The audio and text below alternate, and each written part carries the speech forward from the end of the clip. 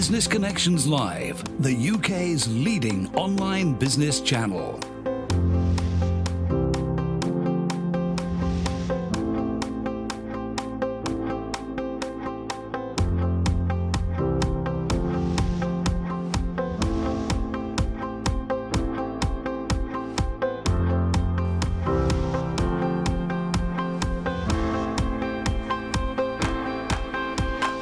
This is Business Connections Live with Steve Hyland.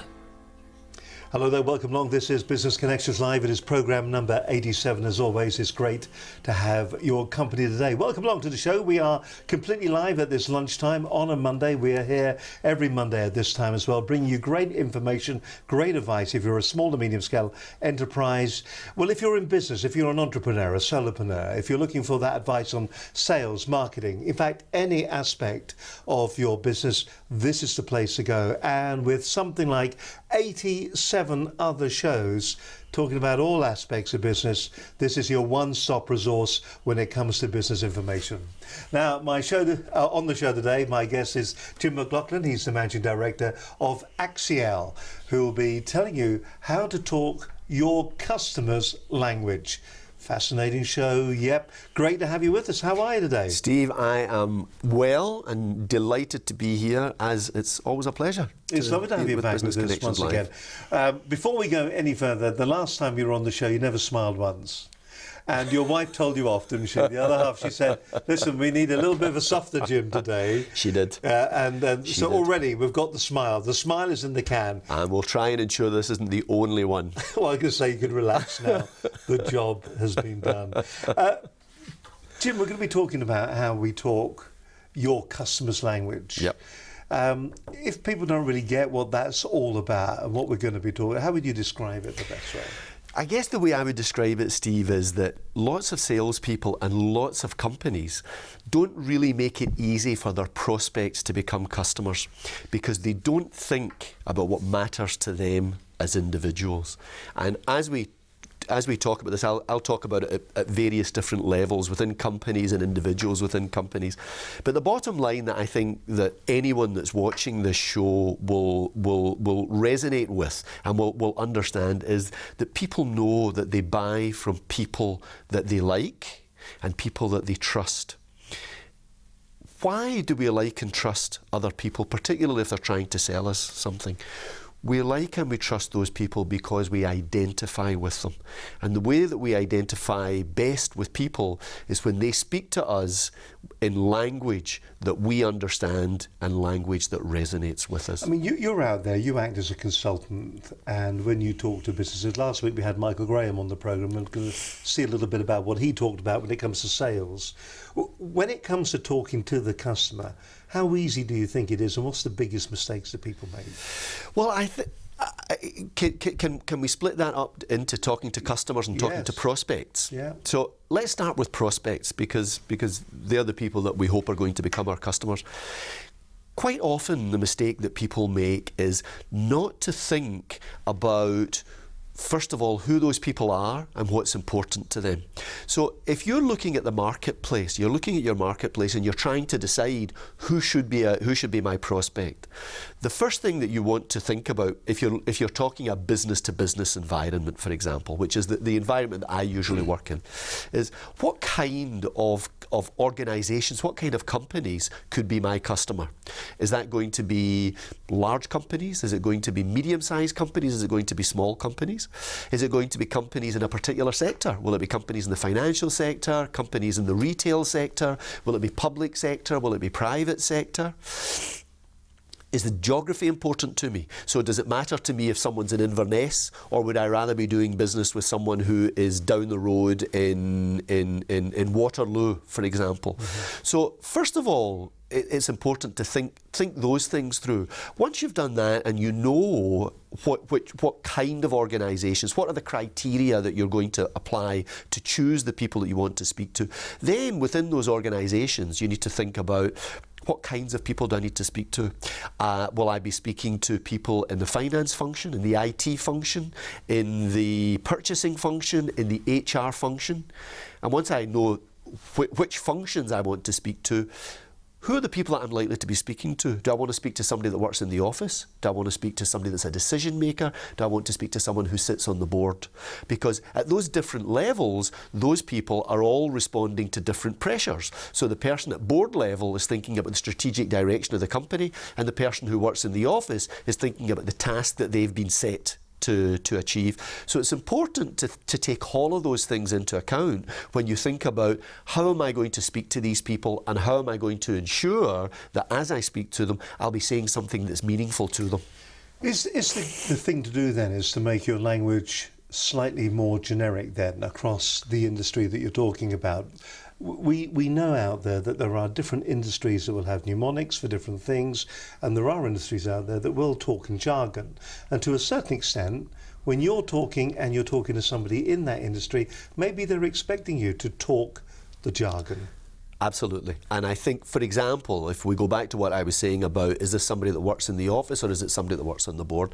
So if one of my customers, for example, is selling an IT-based application to an organisation that will help that organisation to reduce their costs or to do something better and more effectively and more easily, the language that I will advise them to use will depend on who they're speaking to. So if they're speaking to someone that runs the network, that person wants to know all of the technical jargon. So they want to know what size is this, what size is this package that you want to sell me, what load will it put on the network, how many people can use it, how many people can use it simultaneously. They want to know all of those things.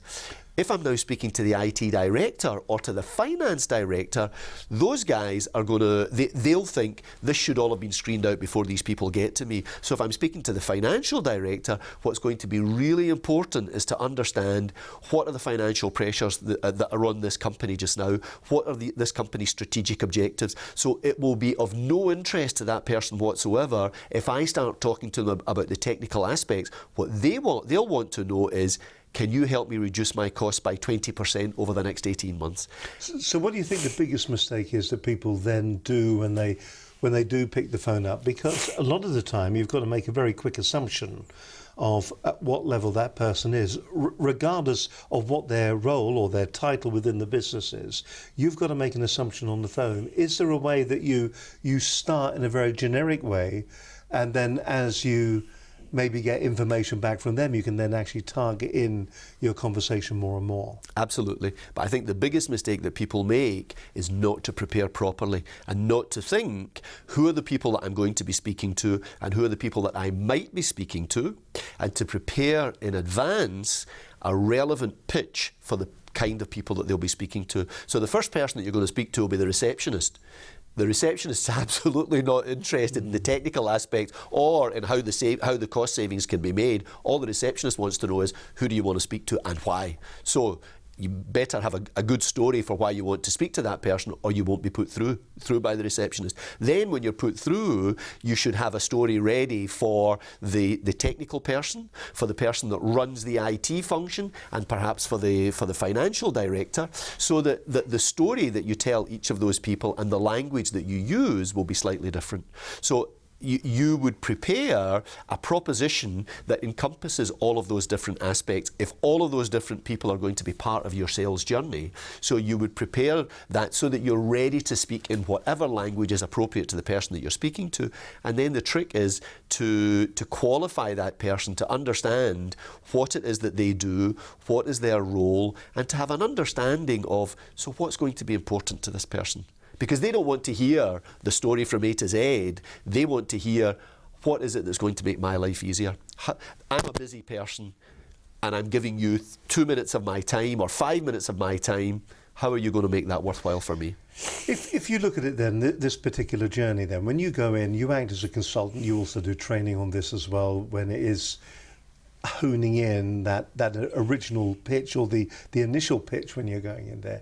What do you feel then are the big mistakes that you've seen? What's a typical error that somebody will make in that particular role? Is it that they are, that they're 10 times smarter than the person on the end of the phone? Is it that kind of attitude, nearly an attitude of arrogance? Or is it an attitude of using the wrong language so they don't sound informed enough? Well, I think that particularly when we're talking technical technical aspects, the biggest mistake is for people to assume that if they talk technical language and tech speak, that's what's going to matter to the person that they're speaking to. So if you're dealing, for example, and you may have had experience of this yourself, Steve. If you're dealing, have you had an experience like that where you're talking to a company? This is the elephant in the room. He knows I have. He knows I have.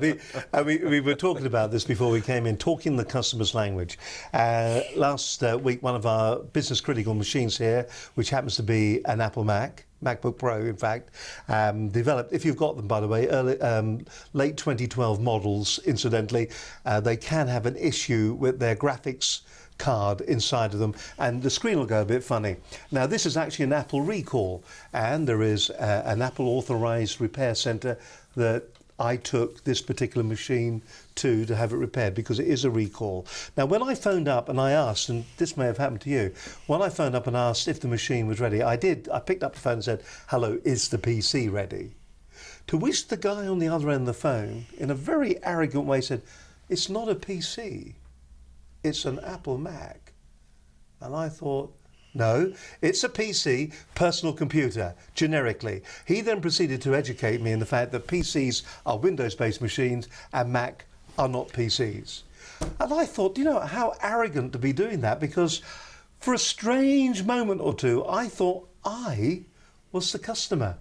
Then he started to try to sell me an upsell on the cover that they would actually give for that business critical machine. Now, how do you think I felt at that moment?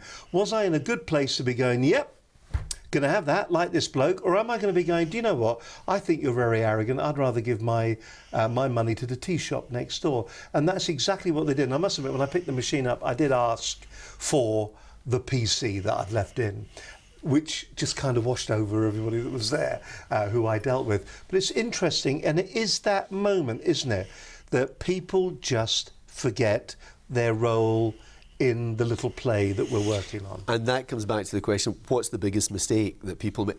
And it's, in technical, we work with lots and lots of technical companies, and in that environment, that's the biggest mistake that people make, where they want to impose their technical standards on the client.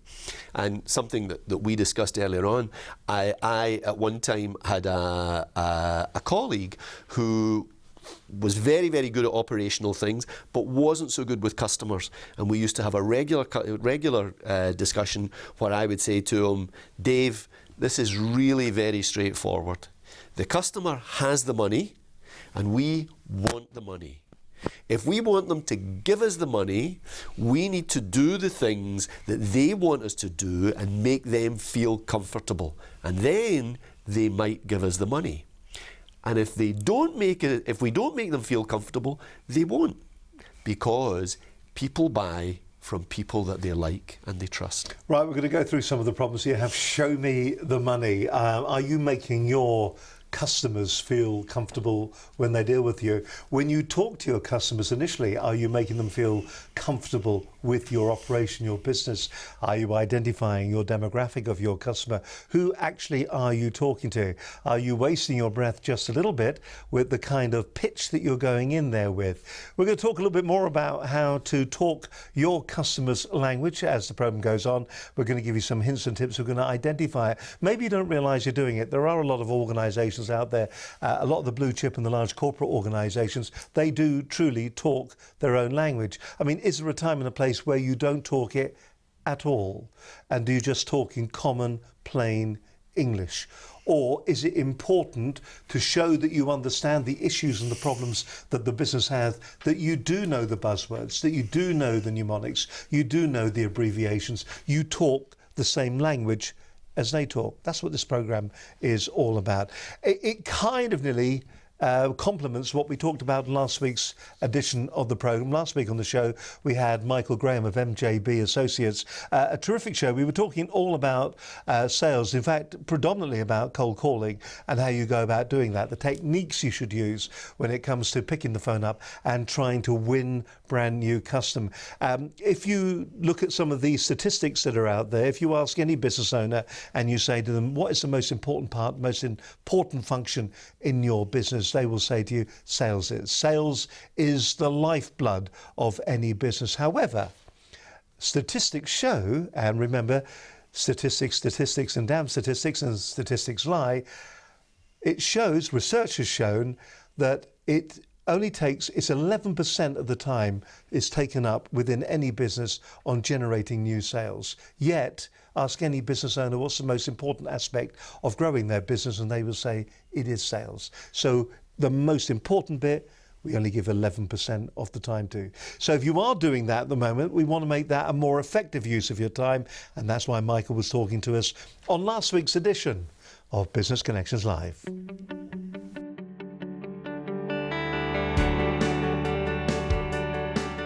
Now, my guest on today's show is Michael Graham from MJB Graham.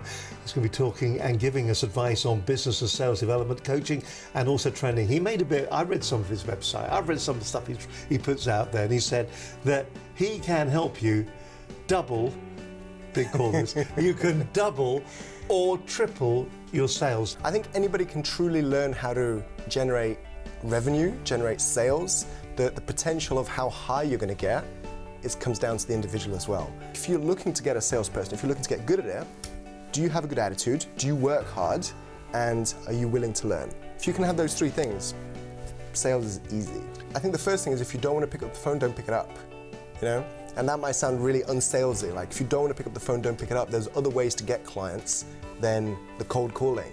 Very rarely you're going to pick up the phone, depending on what products you're selling, obviously, and close someone on that first phone call. You might, depending obviously what the product is. But if you're talking about a high-ticket item, you're never going to close someone on that first phone call. There has to be a process that you take them on. And sales as an industry is very risk-taking, and a big quality to be a good entrepreneur is not taking crazy risks, but is knowing when to take a calculated risk.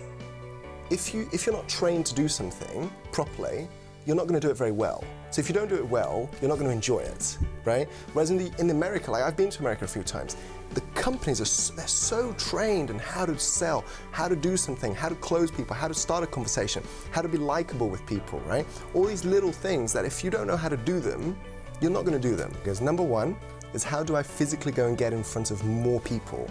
Not necessarily tell people about my message, but get in front of people. So how do I position myself in front of people? Number two is once I have that opportunity to be in front of that prospect, what's the journey that I'm taking that prospect on from prospect to cash, right? Because cash is king. And then whilst I'm taking them through that process, what am I actually saying to him or her to get them excited, to get them impulsed to want to buy my product? And then the last thing is, how am I monitoring my attitude? Because a lot of people don't do that. Those four key things tend to be the places where, and there's loads of clients like examples like that, where they're not doing that stuff, and you do that stuff with them, and they explode. We believe in a concept when it comes to network, that your net worth is directly proportional to your network.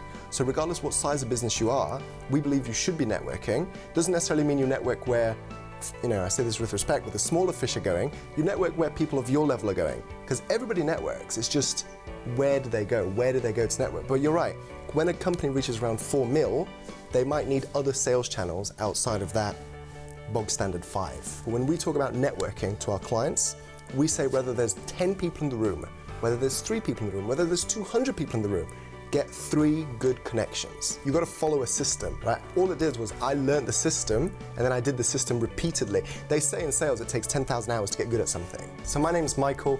I'm one of 3 senior partners at MJB Graham Limited. We're an international sales consultancy. And I guess the 4 main things we spoke about with Steve today was the attitude. You've got to make sure your attitude's in the right mindset. Your strategy, your sales strategy, are you getting in front of the right type of people? Your sales process, are you guiding those people in the right way? And your pitch, are you saying the right things to people at the right times to get them impulsed and motivated in what you do? And just by learning those simple 4 things, I'll give you an example. We've taken clients like Hannah Shu. She runs a company called Exceptional Consultancy, and she went from 3 clients a month, so turning over roughly just under 2 grand, to 35 clients a month. She's turning over at the moment an exceptional amount higher than what she was before. She's hiring people, and what we do is every quarter we run a quarterly seminar called our Supercharge Your Sales, and I'd like to invite you all from there. Give us a call. The number is 0203 195 2888. And what we do is we meet at the Kensington Close Hotel in High Street, Kensington, and 100 business owners. We all get in the room. We run through those 4 key things: attitude, strategy, process, pitch, for one whole day, so you can take it away and you can implement it in your business. He's very composed, isn't he, that deserve. lad?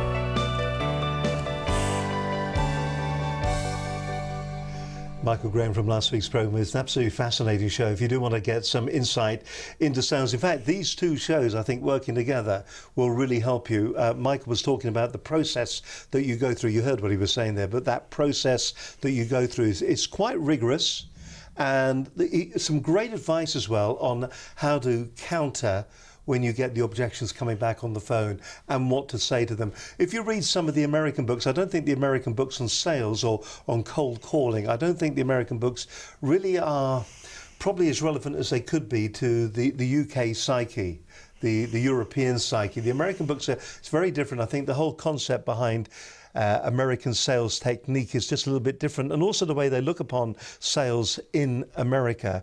It is considered to be a real, well, of course it is. It's considered to be an absolute defined career. And if you're good at it, then that's to be celebrated. Over here, we seem to be a little bit embarrassed when it comes to sales.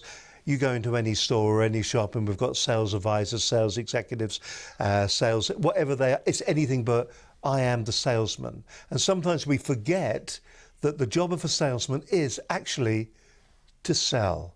And there's nothing wrong in that, because if that's what you're employed to do, well, just get out there and do it. Because you shouldn't be hiding behind a different name because you feel, I don't really want to be referred to as a salesman. It is a profession to be proud of. The Americans recognise that, and perhaps maybe sometimes UK industry, we don't. My guest today on today's programme, we're on programme number 87, in fact, is Jim McLaughlin. He's Managing Director of Axiall, and we're talking about how you should go about talking your customer's language, identifying it. I think the 2 programmes, as I said, do work hand in hand, a real synergy between them. And we've kind of done the introduction, and we kind of touched on the jargon, Jim. And there is a time, there is a place, isn't there? When you talk about the jargon, we do hear a lot of it, don't we? Give us an example. Well, I could give you a couple of examples, but before I give you an example, let me just say that every aspect of business and every aspect of life has its own jargon. So the technical people have a jargon, financial people have a jargon, the marketing people have a jargon, and they all use their phrases, their acronyms, their abbreviations.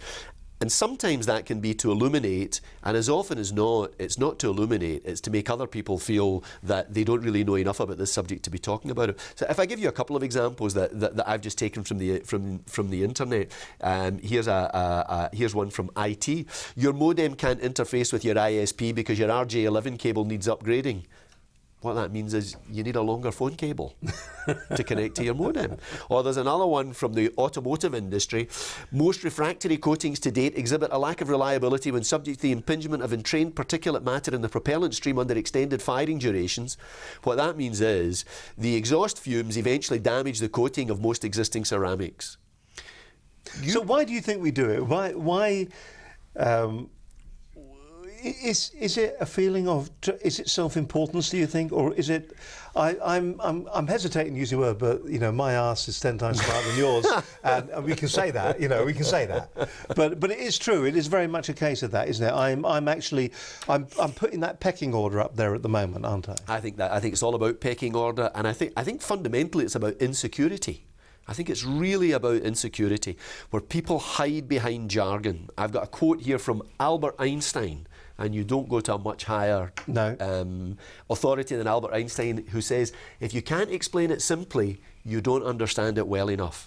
And that's almost always the case. But the examples that I just gave you... Excuse me a second, I'm just going to write that one down. Yeah, absolutely, absolutely. Is it arrogance, though, as well?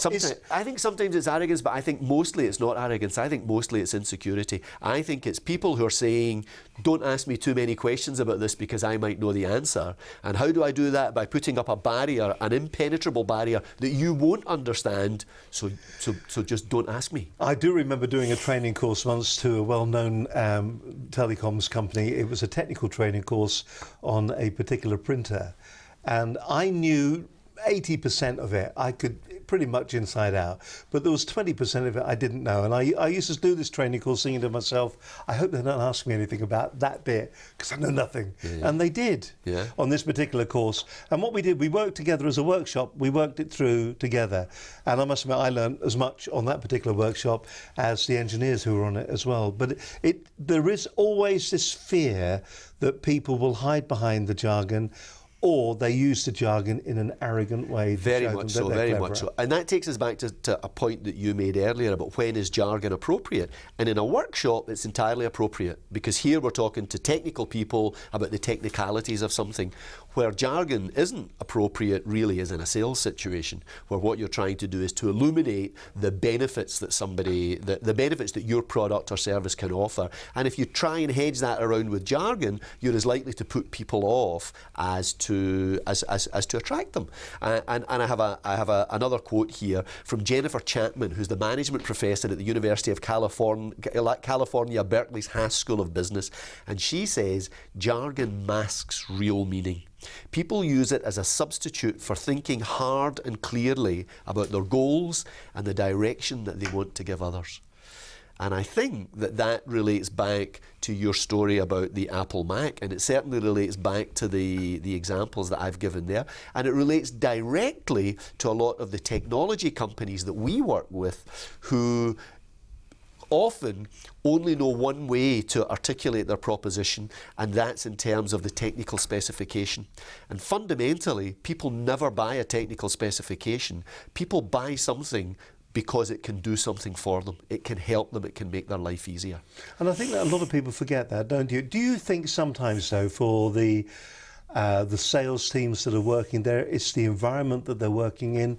If I'm working with you, say you're my sales manager, and that's the way you sell, and I'm coming in and I'm listening to the way you sell, is it something that then becomes everybody just kind of sells exactly the same way, using the same language, using the same techniques? Very much so, very much so. And sometimes that can be appropriate. If you're selling something that's relatively simple, like a printer, and really what you're looking for is you're selling bulk, because mostly printers do more or less the same thing.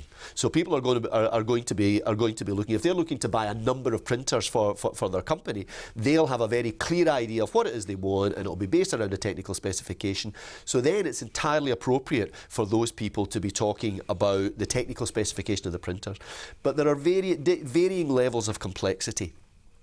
And somebody who is comfortable selling the technical specification on a printer might not be comfortable about talking about how the entire network, the entire company network that the printer resides on operates, and how that affects everyone in the company.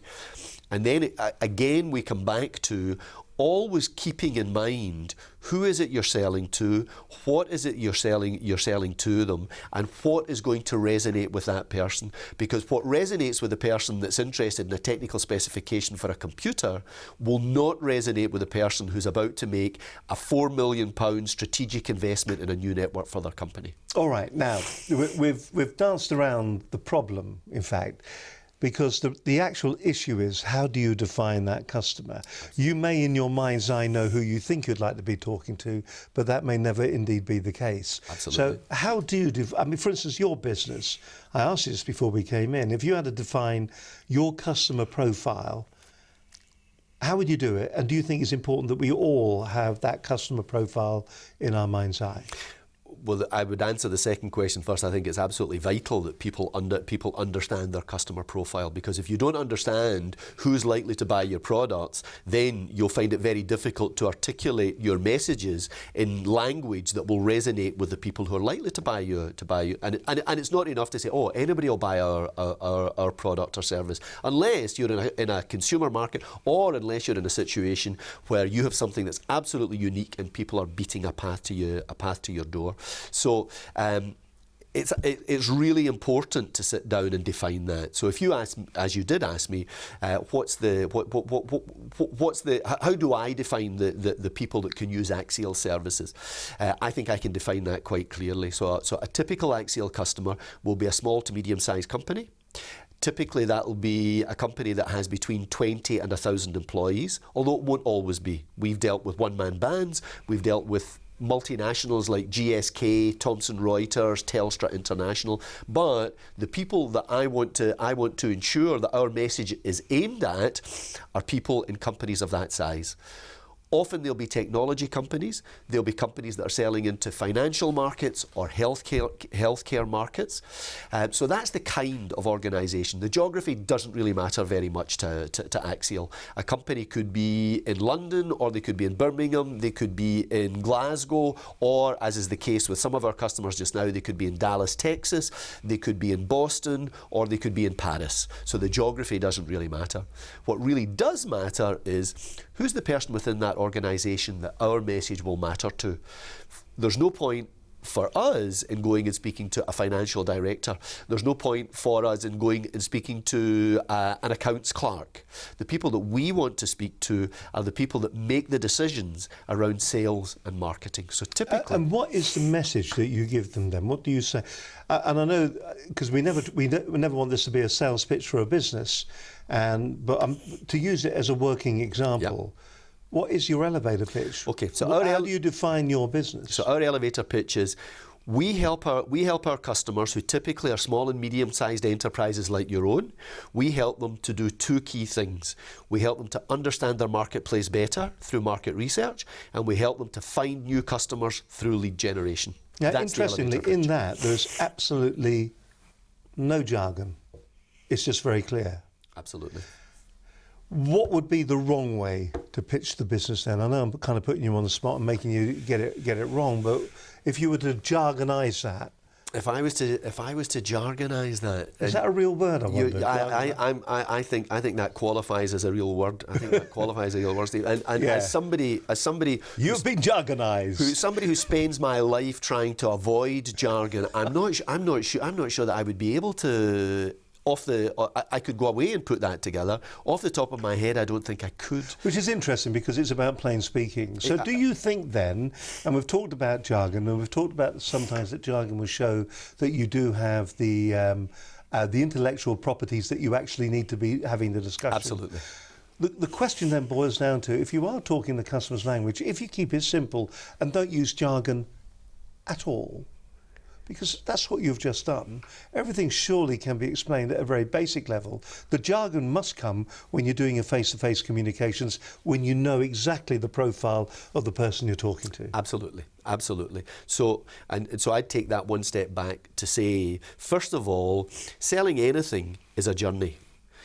It's a journey which can be likened to a conversation or a series of conversations. Because when you're selling something in a business-to-business environment, typically it's not really about selling. It's about making it easy for someone to buy something that is going to deliver a benefit to them. So in that journey can be broken down into various different points. First of all, you identify the kind of organisation that you might want to speak to. Then you identify the kind of individual that you might want to speak to. Then you do some research and you find maybe some names within that company. You start to speak to those to the names that you have, and typically you'll find out that, first of all, the first people that you speak to aren't really related to the function that you want to speak to. So you're on a journey where you're trying to find the person that you want to speak to. So at that stage, jargon is absolutely of no use to you. You have to be absolutely clear about, I want to speak to someone in the IT department because we have an application that can help your company do its job better. And hopefully, on that journey... So isn't it a case then that the jargon is for the how? But that's not where you are when you're initially calling, isn't it? You're talking benefits. When I get onto the how is where the jargon's going to be, because that is the technology that I'm using, the software package, whatever it's going to be. But the jargon actually comes later in the whole sales process. The jargon will come at a point on that journey where you're speaking to someone to whom the technical specification really matters, like the person that's going to buy the printers. And if we take that example about the person that's going to buy the printers, let's imagine this is a really large company, and that person is looking to buy 1,000 printers, for example. They are absolutely clear in their mind, I need a printer that will meet these specifications and will deliver these outputs. So the discussion that person wants to have with me is, Can you interface to these different types of machines? Can you interface to these different software packages? How many people can you support? Can you support black and white and colour? Can you support multiple printing? Can you support double-sided printing? Can you support staple printing? The technical specification is absolutely crucial there. Once you've passed that hurdle, that person, because of the importance of that purchase, which is likely, if they're looking at buying 1,000 printers, they're likely to be spending £500,000 to £1 million on the printers. So it's not going to be that technical person that will make the decision as to whether they go ahead with the purchase. They'll refer that decision upwards, possibly to a purchasing director or possibly to a finance director. Now, the purchasing director and the finance director have different drivers from the person who's looking at the technical specification. So at that stage, it becomes irrelevant to talk jargon. Those people are not interested in the jargon and the technical specification. The purchasing director is interested in how long will it take investment? On his return on investment, how long will it take you to deliver? What will you do when it goes wrong? What will you do when I send these things back to you? And the finance director is interested principally in the return on investment. So what that becomes about is understanding at what stage in the journey you are at, and then calibrating your messages so that you're giving the relevant messages in the relevant language. Now, I'd like you to do a roadmap of our sales journey in just a moment. We're also going to talk about the importance of jargon and how to use jargon when it comes to the likes of social media as well, for that matter. By the way, if you're enjoying the program, it's great to have your company with us today. We do the program, as I said, every week at this time. If you want to, you can actually go to our website as well, for that matter, and you can see all the shows that we've got here, and you can have a look. It tells you can watch the live show, as you're probably doing right now. You can watch it either on YouTube or you can watch it on the website as well, for that matter. Some of the quotes from some of our past guests and people that we've been involved with. Here's just a couple of the shows that are coming up very shortly. We're going to be at the Business Show this year. We're going to be broadcasting for the 2 days from the Business Show. That's going to be in Olympia in December. We're also going to be at the Business Networking Show. That's in Wolverhampton. That's a cracking show to go to. I'll just take you over there. That's going to be Wolverhampton Racecourse, Friday the 18th of September, if you want to go along to that. They've got some fantastic keynote speakers. Hang on, get rid of those. Steady. Let me get rid of my emails. We've got some fantastic keynote speakers. An older friend of ours, Reuben Singh, is going to be there. Will King, the King of Shaves. Chris Ducker, fantastic. Brad Burton, our old buddy Brad Burton from 4 Networking. Gary Turner from Zero. Richard McCann, he's got a life-changing story that changed his life, and a fantastic speaker. Stephen Thomas about business networking. Ian Dixon went from being a policeman to the main board. Incredible bloke. Once again, another guest has been on the show. Our favourite, Debbie Huxton. Who's this? Oh my word, it's only the Silver Fox.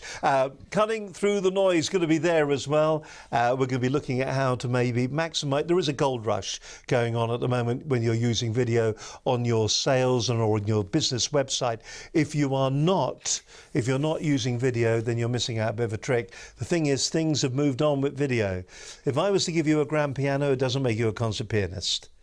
And the same applies to if I give you a video camera, it doesn't make you a good videographer. But can you get your message over quickly and effectively? Well, you can if you use some of the specific sales techniques that we will talk about in that little seminar taking place in Wolverhampton. I look forward to your company. It's going to be a great event once again. That's going to be at Wolverhampton Racecourse on Friday, the 18th of September. If you want to book your tickets, you can go to our website to get them, or you can go to the website there, and that is the Business Networking Show.info. And if you think the show that you're watching today is a great idea and you would like to have a customized show for your business, then have a look at this. Still sending out conventional newsletters to customers? Do you just want a more engaging way to talk to your customers and employees? Hello, I'm Steve Highland. And I'm Linda Bazant of Business Connections Live.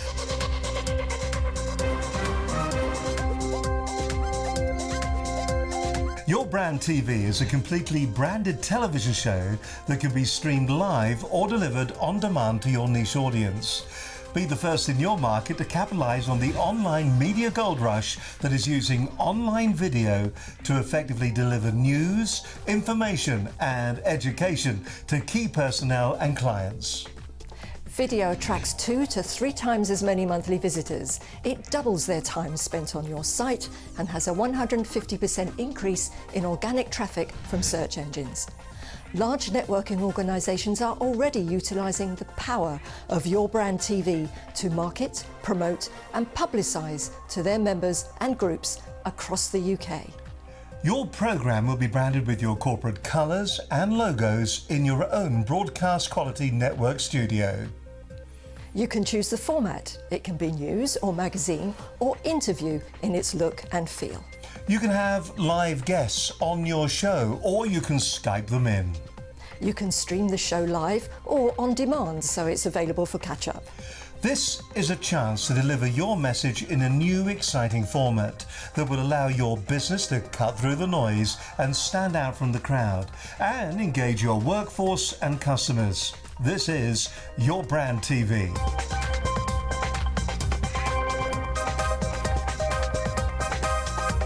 To get more information on this fabulous opportunity to bring to life your corporate communications, contact us today at Business Connections Live, the UK's leading online business channel. A really good idea if you are sending out newsletters at the moment. Turn your readers into viewers, that's what we say. Really engage with your customers, engage with your workforce. It's a terrific way of making your communications a little bit different. We do get internal comms, we understand that too. If you'd like to stream from your own premises, well, come and talk to us. Telephone numbers and all the contact details are actually on our website. I don't know where, can we give them right now? There we go, telephone number 01784 256 777. That's our telephone number. Have a word with Linda or myself. You can also email us here at studio@businessconnectionslive.com. And if you want to get and keep in touch with us here, what we're doing, where we're going, who we're talking to, and all the other things, our social media handles at BCL Business TV. That's our Twitter account. And thank you for all the followers. There's well over 2,000 now following us on Twitter. And the thing that's important about that, do be wary when it comes to the number of people that follow different people on Twitter.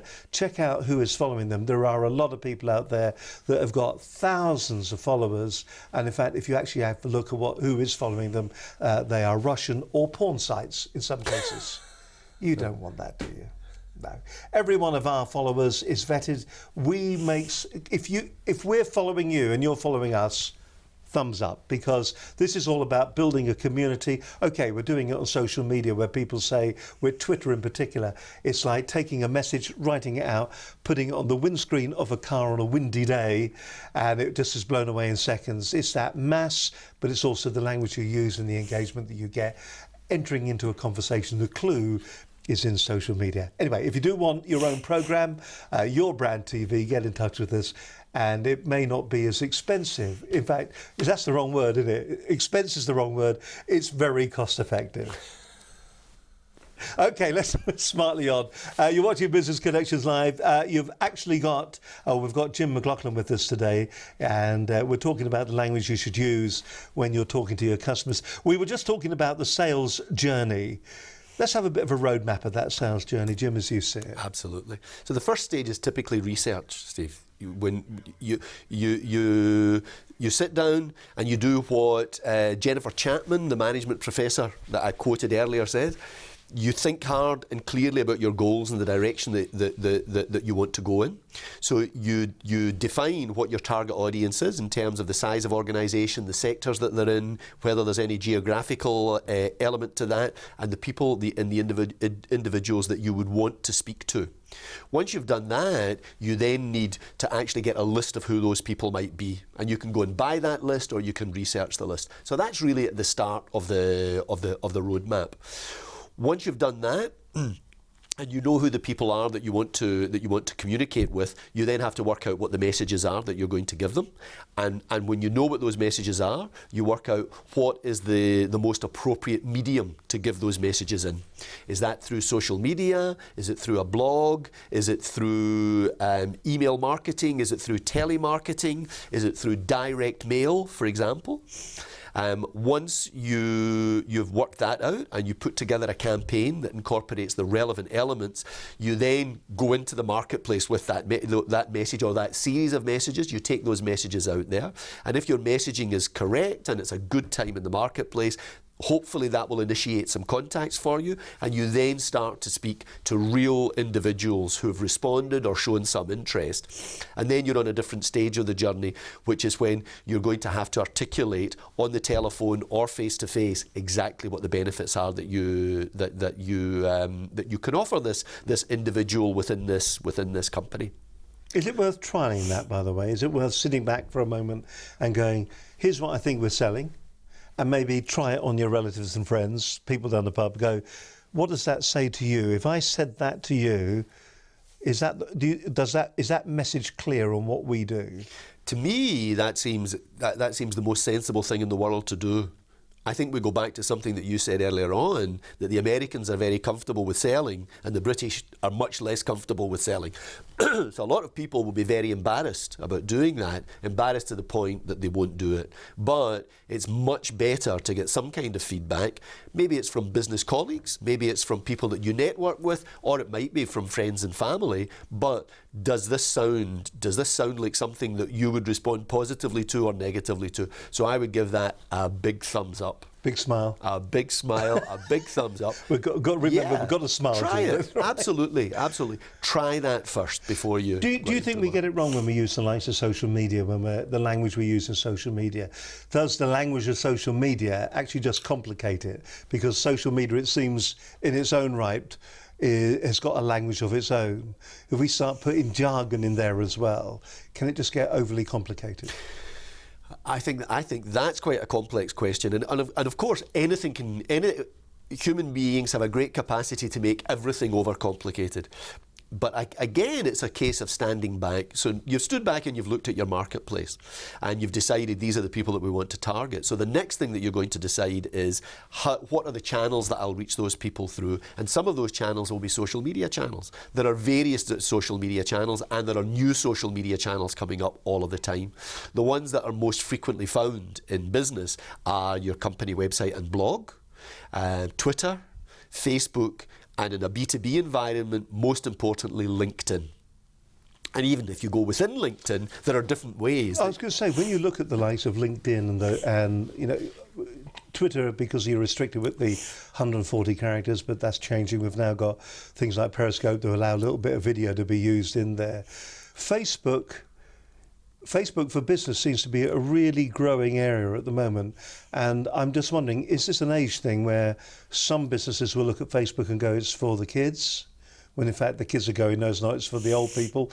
And LinkedIn, the two seem to be getting closer and closer together. I mean, it just seems to be a conscious effort on Facebook's part to chase business now. Absolutely. And I think that probably reflects Facebook's history, that Facebook has been enormously successful in the past at helping people who are selling to consumers. But there's a huge amount of business that's generated through Facebook. And when that happens, then businesses that are selling to other businesses will also want to use... You know, it's interesting you say that. And I know we're talking about language, but if you look at... I mean, we're in the process of revamping our Facebook page at the moment, and if we just go on, this is the Business Connections live Facebook page. We'd love you to go there, like the page. You can see there's a bit there, Jim, a couple of photographs. Probably in the past we haven't been using the language on this in the right way, and we are changing the way that we write for Facebook. It's more conversational. It definitely isn't just copying the likes of Twitter and putting the tweets on there. It's just a little bit different. The thing that's interesting though, looking at because it's tied to a personal account as well, but you are looking sometimes at people who like it. Maybe you've got 400 people who like it. They're all individuals, but many of those are business people. So it is a way in again, isn't it? Maybe a soft entry into it. Definitely. But when you go back to jargon and you were asking, would it be appropriate? It would be appropriate to use jargon in a blog, which is an element of social media. It would be appropriate to use jargon if you're in particular user groups within LinkedIn, for example. But jargon, in many cases, I would suggest, would not really be appropriate on Facebook. Although, again, it always comes down to understanding your audience, because some audiences for some products and services will respond well to jargon, because that makes them part of the elite that understand what's being spoken about. So it really is always a question of judgment, what's most appropriate, and it's always trying to understand what is it that my customer's likely to be looking for, and then articulating the message in a way that's most meaningful to them. And that may include jargon, and it may not include jargon. It may be very direct, plain speaking, and it may not be. It may be a message that says, just buy this now, and it may be a message that tells someone a story with no reference to buying something. And it's all going to depend on what audience that you're targeting. I must admit, I think there's a bit of confusion when it comes to the way social media is used at the moment.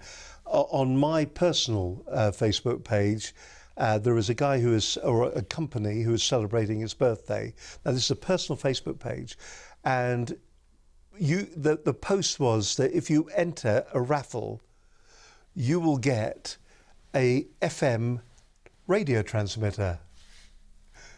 Well, but that's interesting, because that is a business promotion. Yep.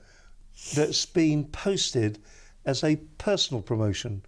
And so there's that confusion, there's those grey areas. And the thing is that there are people that are my friends, who of course have worked in radio, who run radio stations, are aware of this. So I'm just wondering, that whole line between social and business, and the language that you use socially, and the language that you use in business, just seems to be coming closer and closer together.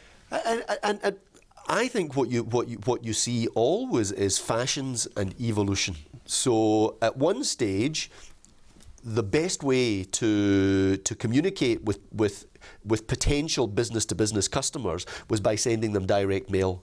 And then email came in, and the use of direct mail plummeted, because people weren't interested in that, because they could look at it on email. And now the use of email is going down, because people are so inundated with email that they just delete those emails, and there are spam filters that stop those emails.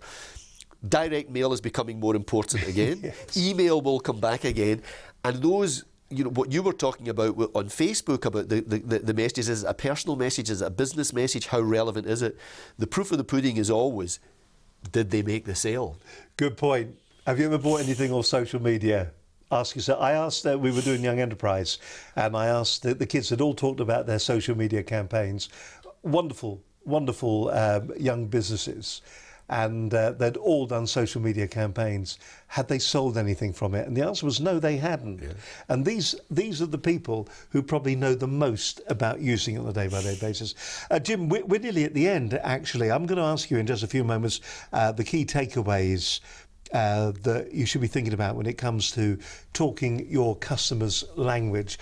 Before that, though, we've talked a little bit about radio. We've kind of touched on it there, in fact, which is fascinating. A lot of people do ask us here, does radio advertising work for my business? So we're talking sales. What about advertising? Using radio as an advertising medium to get your message out there.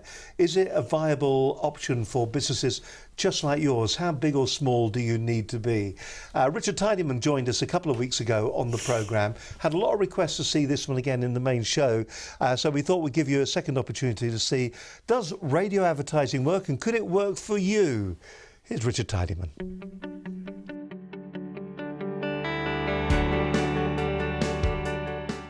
If you've listened to the radio in the past and you thought to yourself, love to have my brand there, love to have my product there, but what's it going to cost me? How should I approach it? Where should I go to actually get it all sorted out?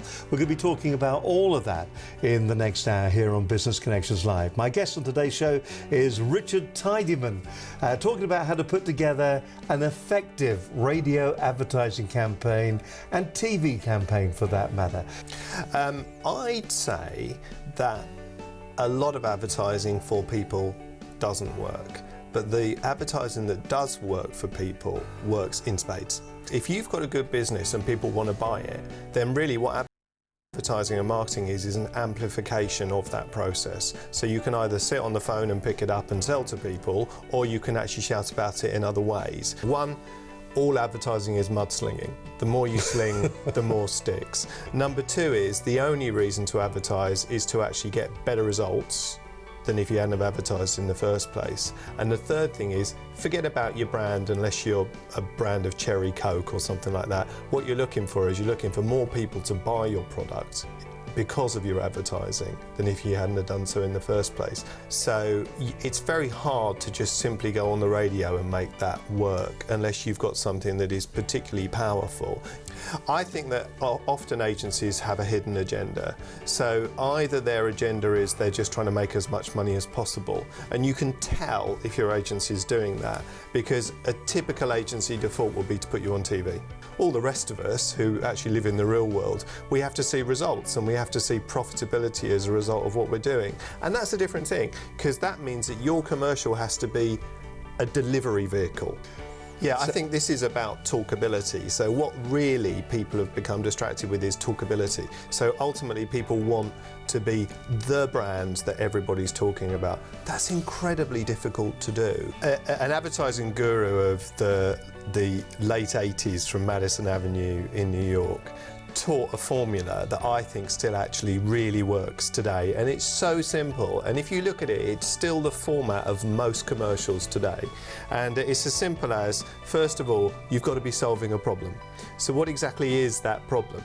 So why don't you start with a headline that just announces your problem, then you restate the problem, and then your business technically should be the solution to that. And then after that, you can state the reasons why you are the solution. And then do you know the key thing to do?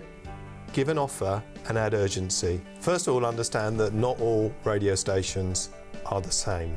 What I would say is if you're a local business in Manchester, you are well suited to do radio advertising, because radio advertising really works most powerfully when it's local or regional. There are certain media that are frequency media. Television is a frequency medium, and what that means is it means that you have to repeat a number of times to build enough scale to get the reaction. I turn down more people who are inquiring to go on radio than take, because most of the time they don't have enough money to make it scale. So if you're looking to go on something like Capital Radio or one of the London radio stations, you should expect to be spending on your airtime upwards of about £5,000 a week. I would say your proposition is everything, and once you've nailed that proposition, it's a matter of just repeating it and repeating it and repeating it and repeating it. I'm Richard Tidyman. I now work in the city for Cloister's capital, but I've formerly been 20 years in advertising and judged on most of the awards boards. I've won multiple awards, and I would say this to you: I have seen advertisers work, and I've seen advertisers literally become millionaires as a result of their advertising activity.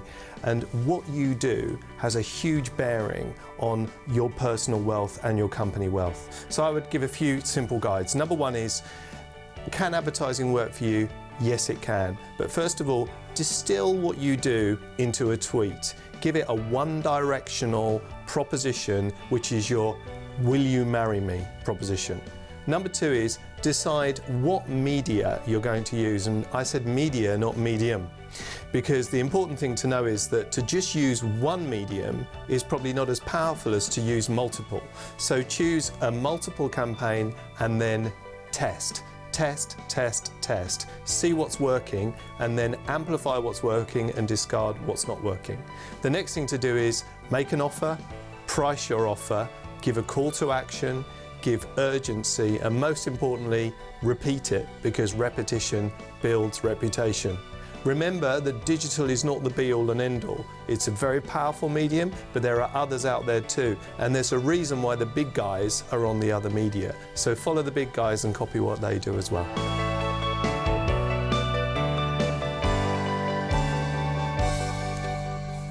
You're watching Business Connections Live. We're nearly at the end of a fascinating program. We've been talking about how you communicate with your customers, how you use their language when you're talking to them, so that you're not using just yours, where you're not talking down, where you don't sound arrogant. My guest all the way through the show has been Jim McLaughlin. By the way, if you found the show interesting, if you'd like to sponsor the weekly show, if you'd like to come on the show, then simply get in touch with us at 01784 256 777. You watch, there'll be a number there it is. Or you can always email us as well, for that matter. Jim just asked me what our elevator pitch was. It's fascinating that, because sometimes, and maybe you work in an industry or you work in a business and you have a number of different facets to your business. When the show finishes, a little bit of homework for you. Sit down for a moment and write, maybe in the length of a Twitter, maybe slightly longer, 2 tweets, and write what your business actually does. Then give it to somebody in your office and say to them, does that say what we do? Does that really encompass everything? Have a think about it. What was it said? You said for us, you said that, you remember You're speaking that. to your customers. Yeah. Your message to them could be, whatever your message is, we can help you articulate more clearly the benefits that you deliver to customers and stakeholders. Write that down, somebody. Send that man home. Well done. See, that's what it's all about. That actually says everything that we, Business Connections Live, do as a business. It is about articulating your message and then delivering it to your customers and your stakeholders in a more effective way. That's what we're about. What's your business about? Let us know.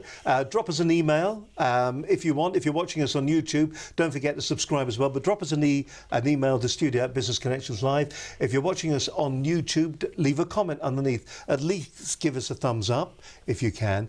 Tell us what you do. Promote your business. Use us to do that too. Go to the website, businessconnectionslive.com, and also leave a comment under the video that we've got on the website there too. And then you'll become part of the history of that particular program.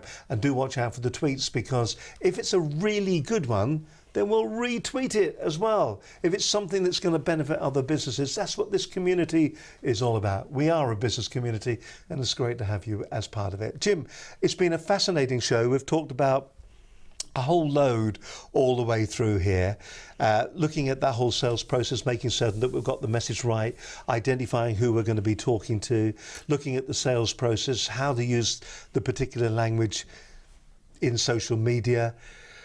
We've been all the way through it. If there were some takeaways, if there was something that you wanted just to remind people of, the airways are going to be all yours. You know the routine, who you are, where you're from. Look straight down camera at number 1 that's over there.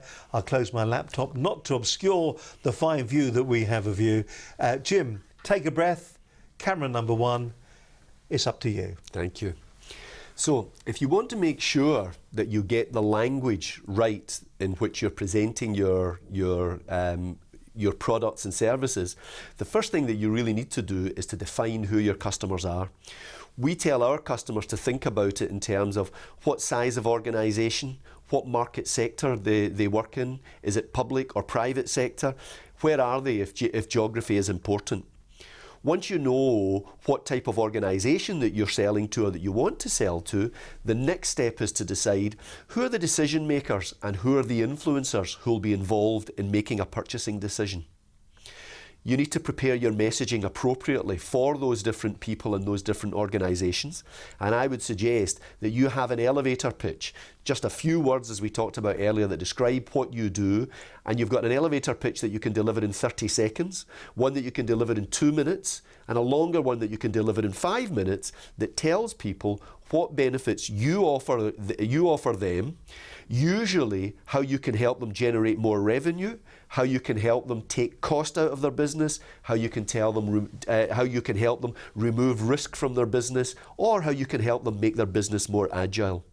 Then you need to decide what are the right channels to deliver that message by. Is that going to be through a website, a blog, social media, email, direct marketing, or the telephone? And once you know the answers to all of those questions, it's much easier to make sure that the language that you use is relevant for each of those individuals via each of those channels. That really is that's what the message that I've been trying to get over in a nutshell. There we are. You're going to have to do something about the tie. Before you do go, for the wife, she did say, or the other half, big smile down the lens, please, if you don't mind. There we go. He does smile. Honestly, he doesn't look so serious all the time.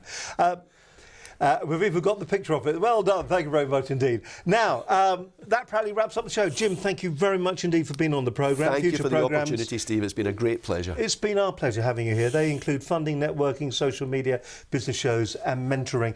We'd like to get Warren Cass on the programme. Hello there, Warren. I know you watched some of the shows. Warren, come on the show, Warren. We keep phoning you. You keep promising.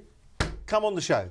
We want to get Business Scene on the show because we want to find out what Business Scene can offer small to medium scale enterprises across the UK. So Warren Cass, if you're watching this or if you are a member of Business Scene, tweet to Warren and tell him to get in touch with us. We'd love to have you on the programme. There we go. And that wraps up today's programme. Once again, Jim, thank you very much indeed. You, it's been absolutely fantastic having your company. We do it all again next Monday. Another hour of great advice for you when it comes to running your business. Till next week, hope you have a successful week in business. But until next Monday at noon, from me, Steve Ireland, and Jim McLaughlin, and from the rest of the team, it's bye for now. We'll see you next week. Bye-bye.